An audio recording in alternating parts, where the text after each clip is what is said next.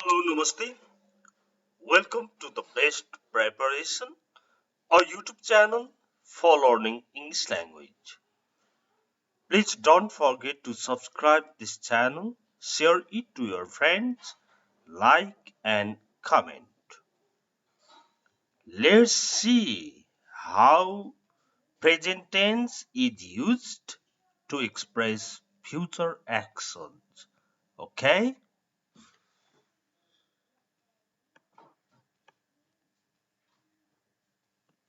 Now, pens. Speaking English intermediate skills बोल्न सक्नु भनेको एडभान्स स्किल्स भने पनि भयो इन्टरमिडिएट स्किल्स भने पनि भयो। अब आजको टपिक छ present tense for the future actions. भविष्यको लागि त फ्युचर टेन्स नै युज हुनु पर्ने, तर प्रेजेन्ट टेन्स पनि युज हुन्छ। कसरी भने तपाईं भन्नुहुन्छ पर्सि म काठमाडौँ जाँदैछु भन्नुहुन्छ, जानेछु भन्नुपर्ने हो नि, तर जाँदैछु भनिन्छ। अथवा अब म बाइक किन्दैछु चिन्ता नगर भन्नुहुन्छ, बाइक किन्न लाग्दैछु भन्नुहुन्छ कहिले। यस्तो किन हुन्छ भन्दाखेरि यो नेपालीमा मात्र होइन, यो काम अंग्रेजीमा पनि हुन्छ। र कुन अवस्थामा प्रेजेन्ट टेन्सले फ्युचरको कुरा बताउन सकिन्छ त भनेर मैले तीनवटा अवस्थाहरू लिएर आएको छु। यो भिडियो अन्त्यसम्म हेर्नुभयो भने राम्रो हुन्छ। ओके, यो 100 वटा युनिट पुर्याउने अभियानको युनिट 46 हो। युनिट 46 युनिट 46 हो यो। ओके, अब एउटा छ अलरेडी अरेन्ज्ड फ्युचर एक्सनहरूलाई प्रेजेन्ट कन्टिन्युअसमा भन्न पाइन्छ भनेको छ। अलरेडी अरेन्ज गर्नु भनेको कुनै काम गर्नलाई चाँजो माजो सबै मिलाउने कामलाई अरेन्ज गर्नु भनिन्छ है। अब तपाईले यो काम गर्छु भनेर तयारी भइसक्नु भएको छ, त्यसको अरेन्ज नै गर्नु भएको छ क्या, अरेन्ज गर्नु भएको छ। त्यस्तो अलरेडी अरेन्ज्ड एक्सन पहिला नै अरेन्ज गरिसकिएका कामहरू जो चाहिँ अब आउने समयमा गरिँदैछ तिनीहरूलाई फ्युचरमा गरिँदैछ, आउने समयमै हुन लाग्दैछ त्यो काम, तर अरेन्ज पहिल्यै गरेको, अरेन्ज भइसकेको अवस्था भएकोले प्रेजेन्ट कन्टिन्युअस लाग्छ। हेर्नु त, what are you doing this evening. This evening भनेको आज साँझमा भन्ने बुझ्नु भए हुन्छ, आज बेलुका है। यो हुन्छ तर आज बेलुका भन्ने चलन छ। What are you doing this evening, आज बेलुका के गर्दै हुनुहुन्छ तपाईँ। भरे बेलुकाको कुरा भइरहेछ तर पनि प्रेजेन्ट कन्टिन्युअस टेन्स युज भएको छ। What are you doing, what are you doing this evening, आज साँझमा के गर्दै हुनुहुन्छ। हेर्नु है उत्तर दिएको, I am going to the concert with my friends. I am going to the concert with my friends. म मेरा साथीहरूसँग कन्सर्ट जाँदैछु। I am going to the concert with my friends this evening भन्न खोजेको। What are you doing this evening, आज साँझमा के गर्दै हुनुहुन्छ तपाईँ। I am going to the concert this evening. I'm going to the concert with my friends. म मेरा साथीहरूसँग कन्सर्ट जाँदैछु. Why? किन र? भने पनि भो. र केही गर्दै हुनुहुन्न भने पनि I'm not doing present continuous. I'm not doing anything this evening. आज साँझमा म केही पनि गर्दै छैन. अब कन्सर्टमा जाने त भरे साँझमा हो नि. I will go to the concert भनेको छैन यहाँ.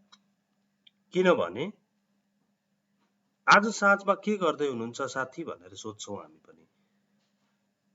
म मेरो साथीहरूसँग कन्सर्ट जाँदैछु भनेर भनिन्छ. अथवा I'm not doing anything this evening. केही पनि गर्दै छैन. Okay. Let's see more examples to be clear. यो भन्दा अझ क्लियर हुँदै जानुपर्ने हुन्छ.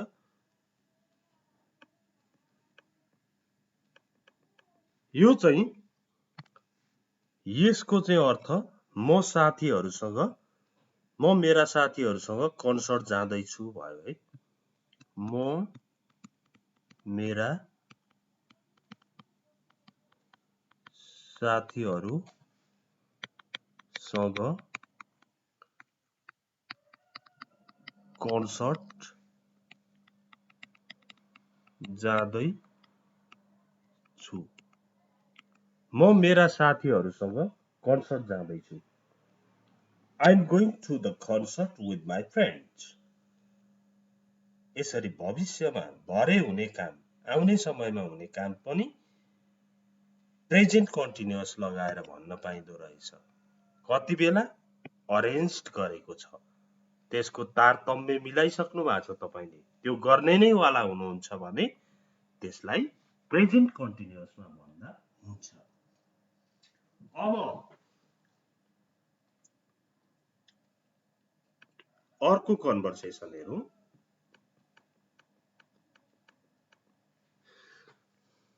यहाँ हेर्नु है. Can you come to me tomorrow morning? Can you come to me tomorrow morning? भोलि बिहान मेरामा आउन सक्नुहुन्छ? Can you come to me tomorrow morning? I'm sorry. माफ गर्नु होला.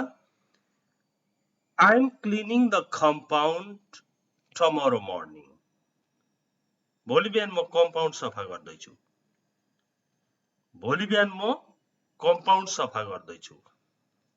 सफा गर्नलाई तपाईले के हतियारहरू चाहिन्छ? कुचोहरू चाहिन्छ, काट्नेहरू चाहिन्छ, सबै तारतम्य गरिसक्नु भएको छ. यसको अरेन्ज भइसकेको छ यसको लागि. तपाईले भोलि बिहान म यो कम्पाउन्ड सफा गर्छु भन्नु भएको छ. त्यही भएर अरूलाई सुनाउँदा I'm cleaning the compound tomorrow morning. भोलि बिहान म कम्पाउन्ड सफा गर्दै छु.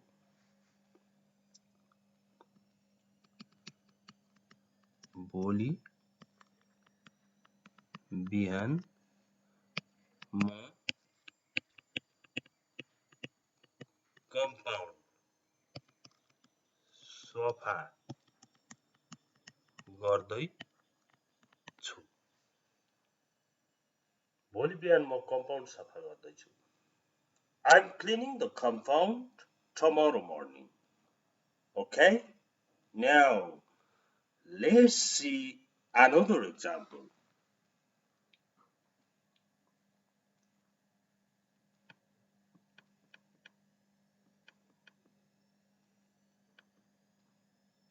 हेर्नु त. I'm not using the car this evening. I'm not using the car this evening. आज बेलुका म यो कार प्रयोग गर्दै छैन. So you can take it. You can take it if you need. यदि चाहिन्छ भने तपाईले लगे हुन्छ. I'm not using the car this evening, so you can take it. I will not use भनेको छैन क्या I'm not using. तपाईले त्यो कार युज गर्ने कुनै एरेन्ज गर्नु भकै छैन. I'm not using. नगर्नलाई कन्फर्म हुनु भएको छ. अब सन्डे फुटबल छ है. हरि तपाईको बेस्ट प्लेयर हो. अब are you watching football match on Sunday?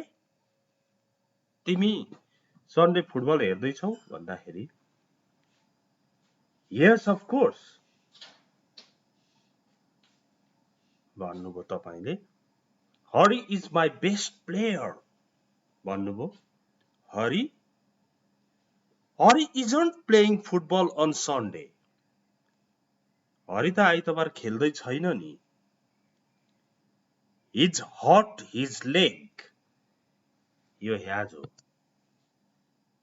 He's hurt his leg. उसले उसको खुट्टामा चोट लागेको छ. He's not playing football on Sunday. Hori isn't playing football on Sunday. आइतबार हरि फुटबल खेल्दै छैन. ए यसलाई आइतबार हरि फुटबल खेल्दै छैन. किन? He's hurt his leg. उसले उसको खुट्टामा घाउ लगाएको छ. गरिने नै अथवा नगरिने नै कन्फर्म भइसकेकोमा प्रेजेन्ट कन्टिन्युअस लाग्यो. अब दोस्रो अवस्था प्रेजेन्ट टेन्सले फ्युचर एक्सन बताउन सक्ने दोस्रो अवस्था भनेको टाइम टेबल्स र प्रोग्राम्स. टाइम टेबल्स र प्रोग्राम्स जस्तो तपाईको यो सिनेमा सम्बन्धीका कुरा, एक्जाम सम्बन्धीका कुरा,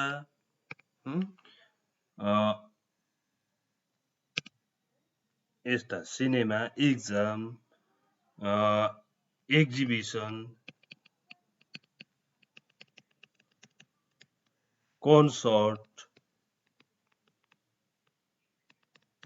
सम्बन्धी कुराहरू, टाइम टेबल र प्रोग्राम्सहरूका कुराहरू गर्दा चाहिँ सिम्पल प्रेजेन्ट लाग्छ. टाइम टेबल र प्रोग्राम्सहरू जस्तो we are organizing an art exhibition. Art exhibition भनेको कला प्रदर्शनी. कला प्रदर्शनी. We are organizing an art exhibition. हेर्नु त हामी कला प्रदर्शनीको आयोजना गर्दैछौँ भनिन्छ. We will भनिदैन. किनभने त्यो प्रदर्शनी गर्नलाई प्रदर्शनी स्थल बुक गरी ओरी के प्रदर्शन गर्ने हो सबै भनेर कुन कुन कलाकारहरूले के आर्टहरू बनाउनु भएको छ उहाँहरूलाई पनि निम्तो गरी ओरी अरेन्ज गरिसकेका छ. त्यही भएर यो कुरा प्रेजेन्ट कन्टिन्युअसमा आउँदैछ. एले भन्यो we are organizing an art exhibition. हामीले कला प्रदर्शनी आयोजना गर्दैछौँ भन्यो एले. अब यो चाहिँ माथिको नियम अनुसार भयो. अरेन्ज्ड एक्सन भयो, इजेमार लाग्यो, कन्टिन्युअस टेन्समा आयो, we are organizing an art exhibition भयो. अब त्यो आर्ट एक्जिबिसनको चाहिँ टाइम डेटहरू फिक्स्ड भएको हुन्छ, टाइम टेबलहरू हुन्छ. त्यसकारण अब त्यसको बारेमा कुरा गर्दा चाहिँ सिम्पल प्रेजेन्ट टेन्स आउँछ. हेर्नु है. ओ आयु ओहो त्यस्तो गर्दै हुनुहुन्छ. When does it open and finish? हेर्नु त simple present tense. When does it open and finish? कहिले खुल्छ र कहिले बन्द सकिन्छ त त्यो कला प्रदर्शनी चाहिँ It opens, simple present tense. It opens on 25 June and finishes on 5 July. Okay? Simple present tense. यो 25 जुनमा खुल्छ र 5 जुलाईमा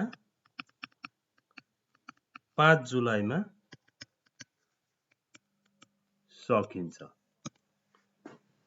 25 जुनमा खुल्छ 5 जुलाईमा सकिन्छ सिम्पल प्रेजेन्ट टेन्स प्रयोग भयो हेर्नुहोस् यो कुरा अलरेडी पहिला यसको बारेमा हल्का हेर्नु भएको सोच्नु भएको छ भने त बुझिसक्नु भयो छैन भने फेरि रिपिट गरेर हेर्दाखेरि थाहा हुन्छ अब तपाईले सोध्नुभयो एक्सक्युज मी कुनै कुरा सोध्दा एक्सक्युज मी हरु यस्तो चाहिँ थपिरहनुहोस् है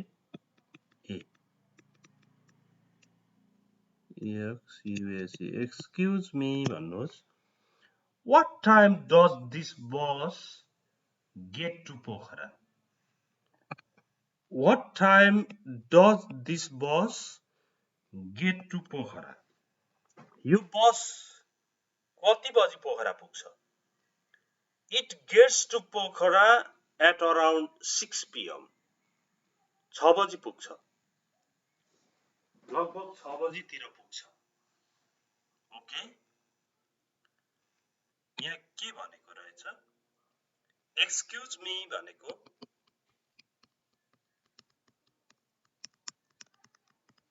सुन्नुहोस् त भनेको यो बस कति बजे पोखरा पुग्छ पुग्ने छ भन्नु पर्ने हो नि तर टाइम टेबल वाला पर्यो यिनीहरु यस्तो टाइम टेबल्सहरुका कुरा गर्दाखेरि प्रोग्राम्सहरु स्टार्ट हुने एन्ड हुने बिगिन भनिन्छ हैन बिगिन हुने यस्तो कुराहरु गर्दा सिम्पल प्रेजेन्ट टेन्स प्रयोग गरिन्छ अब यसले उत्तर दियो यो लगभग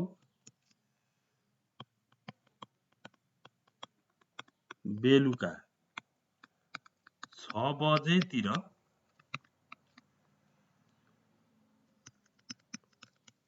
पोखरा पुग्छ पुग्ने छ भनेको हैन पुग्छ टाइम टेबलको कुरा भइरहेछ भरेको कुरा भए पनि सिम्पल प्रेजेन्ट टेन्स नै युज हुन्छ अब यहाँ हेर्नु है Usha is coming to see us tomorrow. Usha is coming. Sorry. Yo. Usha is coming to see us tomorrow. Usha भोलि हामीलाई भेट्न आउँदै छिन्. उषाले म कन्फर्म आउँछु भनिसकेको छ अरेन्ज भइसकेको छ. खाना बनाउनु भनिसकेको छ. Usha is coming to see us tomorrow. Usha भोलि हामीलाई भेट्न आउँदै छिन्. Her train arrives at 2 p.m. हेर्नु त टाइम टेबल वालासँग सिम्पल प्रेजेन्ट आइहाल्यो अरेन्ज एक्सनसँग चाहिँ प्रेजेन्ट कन्टिन्युअस आइहाल्छ यसरी नै प्रयोग गरिन्छ उषा भोलि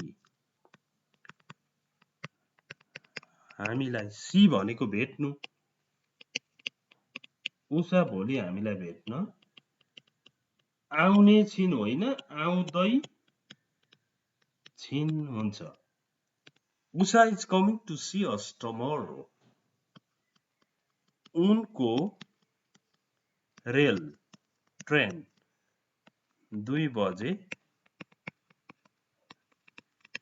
आई पुग्छ सिम्पल प्रेजेन्ट टेन्स उनको रेल चाहिँ 2 बजी आइपुग्छ, उनको ट्रेन चाहिँ 2 बजी आइपुग्छ। उषा भोलि हामीलाई भेट्न आउँदैछिन्। Usha is coming to see us tomorrow. Her train arrives at 2 PM। उनको रेल 2 बजे आइपुग्छ। ओके, अब फ्युचर एक्सनको लागि प्रेजेन्ट प्रयोग हुने तेस्रो अवस्था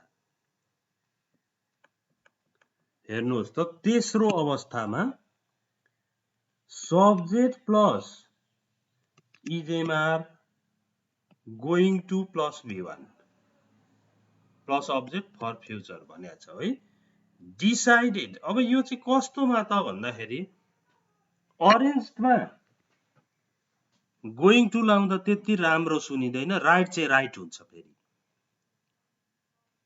ओके, तर डिसाइडेड डिसिजन चाहिँ गरेको, परह्याप्स नट अरेन्ज्ड, तारतम्य चाहिँ नमिलाइएको।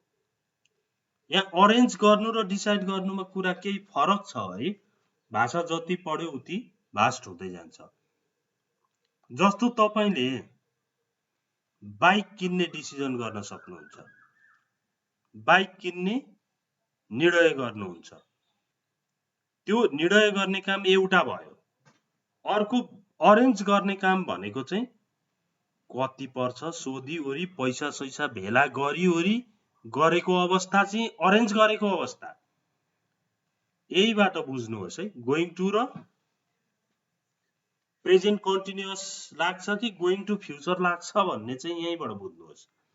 बाइक किन्ने विचार गर्नु भएको छ, बाइक किन्नै पर्ने भयो भनेर डिसिजन गर्नु भएको छ भने I am going to buy a bike, म बाइक किन्न लाग्दैछु भन्नुहुन्छ। तर अरेन्ज गर्नु भएको छ, पैसा सैसा मिलाइओरी गर्नु भएको छ भने I am buying a bike, फरक छ। म बाइक किन्दैछु भन्नुहुन्छ अरेन्ज गरिसकेपछि। यो पनि एक किसिमको अरेन्ज हो, तर डिसिजन गरेको बढी। अथवा यी इक्जाम्पल्सहरू हेरेपछि पक्कै जानिन्छ। यो टी ठुलो है। द विन्डोज आर डर्टी, झ्यालहरू फोहोर छन्। तपाईले कसैलाई भन्नुभयो the windows, Ram the windows are dirty, Ram झ्यालहरू फोहोर छन्। यस आई नो, मलाई थाहा छ। I am going to clean them later, म तिनीहरूलाई पछि सफा गर्न गइरहेको छु। भनेको डिसिजन गर्नु भएको छ, झ्याल सफा गर्नुपर्ने भन्ने भइसक्यो, गर्नै पर्छ भन्ने थाहा पनि भइसक्यो, तर गर्दै हुनुहुन्छ। आजै झ्याल सफा गर्नलाई चाहिँ तपाईले अब त्यो स्प्रेहरू हैन, केले रब गर्ने हो, के स्प्रे गर्ने हो, सबै कुराहरू ठिकठाक गर्नु भएको छ भने चाहिँ I am cleaning the windows, म झ्यालहरू सफा गर्दैछु। I am cleaning the windows tomorrow morning, म भोलि बिहान झ्यालहरू सफा गर्दैछु भन्नुहुन्छ अरेन्ज भएपछि। तर सफा गर्ने चाहिँ हो कुन दिन हुन्छ? Yes I know, I am going to clean them later, म तिनीहरूलाई, ती झ्यालहरूलाई पछि सफा गर्न जाँदैछु, सफा गर्न लाग्दैछु।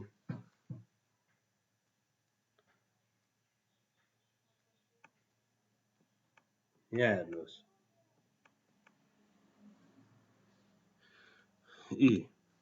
you don't have regular bus service.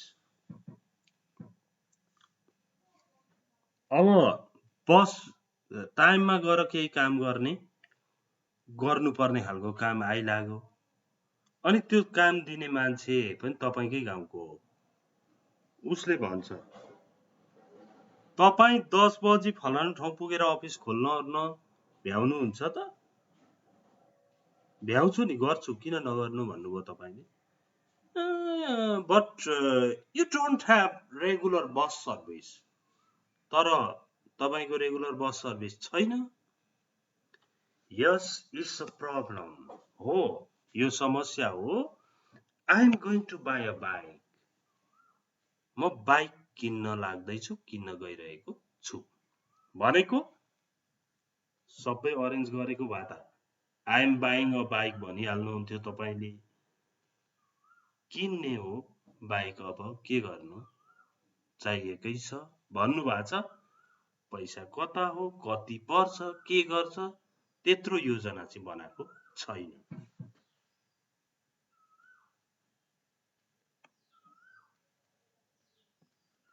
अब यो यहाँ हेर्नुहोस् है, I am buying a bike, यो म बाइक किन्दैछु, यो म बाइक किन्दैछु, यो फ्युचरै सम्झिनुहोस् है। बाइक किनिरहेको बेला पनि त्यही हुन्छ, तर अहिलेलाई यहाँ हेर्नुहोस्, यसलाई फ्युचर सम्झिनुहोस्। I am buying a bike, म बाइक किन्दैछु भनौँ कसैले भने तपाईले के बुझ्नुपर्छ भने अलरेडी ARRANGED अरेन्ज्ड, उनले पहिले अरेन्ज गरिसकेछ, बाइक किन्न कन्फर्म भइसकेको रहेछ, तारतम्य मिलाइसकेको रहेछ भन्ने बुझ्नुहुन्छ। तर I am going to buy a bike, म बाइक किन्न लाग्दैछु, बाइक किन्न गइरहेछु भन्यो भने decided, but perhaps not arranged, arrange गरेको पनि हुन सक्छ, तर सायद नगरेको पनि हुन सक्छ। यसमा चाहिँ है, यो चाहिँ अरेन्ज्ड हो। ओके, यो भिडियोबाट केही कुरा त बुझ्नुभयो। मेरो प्राय सबै भिडियोबाट चाहिँ मैले के आशा राख्छु भने स्टुडेन्टले यहाँ पढेका सेन्टेन्स मात्र होइन, यहाँ पढेका सेन्टेन्स मात्र होइन, अरू पनि बनाउन सक्ने बन्नुपर्छ भन्ने खालको रुल्सहरू, मुख्य कुराहरू नै मैले पढाइराखेको छु। त्यो कुरा मेरो पुरानो भ्युअर्सहरूले त बुझ्नुभएको छ। यस्तो भएपछि तपाईले अरूमा पनि लाउनुहुन्छ नि। तपाईले अंग्रेजी भाषा पढ्ने भनेर फिक्स्ड गर्नु भएको छ, टाइमहरू मिलाउनु भएको छ भने I am joining English class, म इङ्ग्लिस क्लास जोइन गर्दैछु भनिदिनुहुन्छ सिधै। तर पढ्नु पर्ने भो, पढ्नै पर्ने भो, पढ्ने हो भन्नु भएको छ, अरेन्ज गर्नु भएको छैन भने I am going to join English class मात्र भन्नुहुन्छ। धेरै कुराहरू बनाउन सक्ने नै बनाउनको लागि मैले यसरी भिडियो बनाएको हो। नत्र भने एउटा सेन्टेन्स लेख्ने, तलतिर नेपाली भनिदिने, छोडिदिने हो भने तपाईले त्यही सेन्टेन्स त आउँछ या नआउन पनि सक्छ, तर अरू बनाउन सक्नुहुन्न नि त है। यस्ता कुराहरू त बुझ्नुपर्छ र भिडियोलाई विश्वास गर्नुपर्छ, शेयर गरिदिनुपर्छ, यो मेरो अनुरोध पनि हो। Okay, thanks for watching this video. See you next time. Bye bye.